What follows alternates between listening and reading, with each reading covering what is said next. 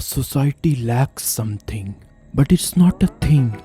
Neither it's a mindset like stoicism, unconditional acceptance between couples, or image of an ideal man or ideal woman.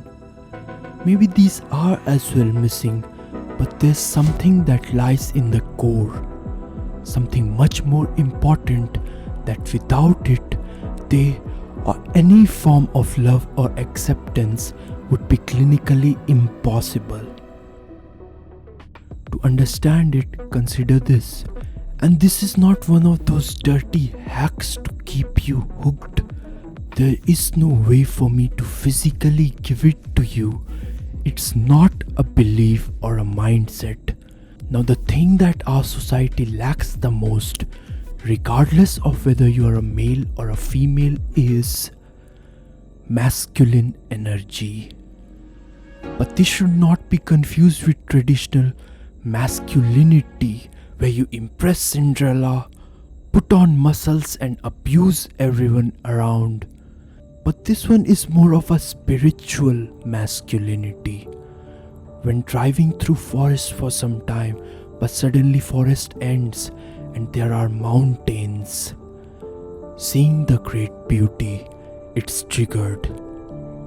It's as grounded as a tree, as heavy as a mountain.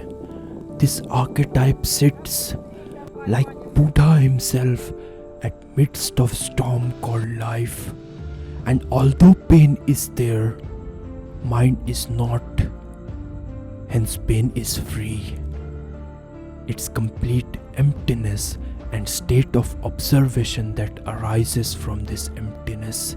It's the realization of absurdity lying in our need to label and understand everything, put an end to every chapter, line, paragraph, everything. It's sitting in nothingness. If you can bring this, what I weirdly labeled as masculinity, into your life, not into the society, we don't worry about them. It will cause a massacre. Death of your identity, death of beliefs, death of rushing things to completion, death of desire for anything at all. Petty arguments and little things become like passing clouds. Whether or not you indulge, whether or not you wish them goodbye, it hardly matters. Mind is always in front of you. And even though it's bad for you, I'm giving you this. Practice of sitting in Zazen is sitting with a straight back, neutral chin, with one palm on top of another. When you do this, notice how what we can label as presence arises within. Then lost in thoughts, body will slack. Now when you look at your hands, notice how fingers crisscross. In Zen, it's what they call not two, not one. Right now hands are neither two separate hands, nor one. Same applies for mind and body. They are not two, not one. When mind wanders off, body isn't natural. Body slacks.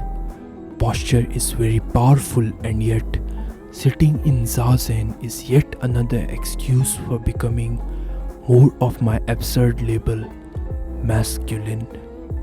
When I sit in Zazen, world sits in Zazen. It's like I bow at Buddha, and Buddha bows me back, and my master bows at Buddha, and we all bow together, bringing this emptiness. Masculine is the key to staying more calm in day-to-day life. And next thing you need to do is nothing. I plant a seed, give it X amount of time, and received X amount of papayas. No effort is required, as seed was planted in 1849. Now action is happening without effort. whether you desire it or not, whether you put effort or not. Flower will unfold at the right place at the right time, whether you realize this predestination truth or not. You need not do anything. Don't try. All you need to do is sit in zazen till long enough.